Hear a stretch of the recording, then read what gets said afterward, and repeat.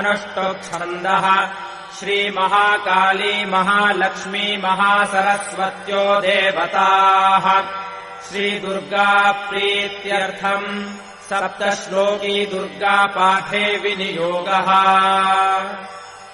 ॐ यानि नामपि चेतांसि देवी भगवती हि सा बलादाकृष्य मोहाय महामाया प्रयच्छति।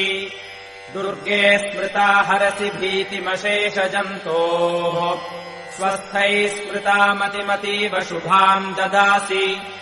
दारिद्र्यदुःखभयहारिणिका त्वदन्या सर्वोपकारकरणाय सदार्द्रचित्ता।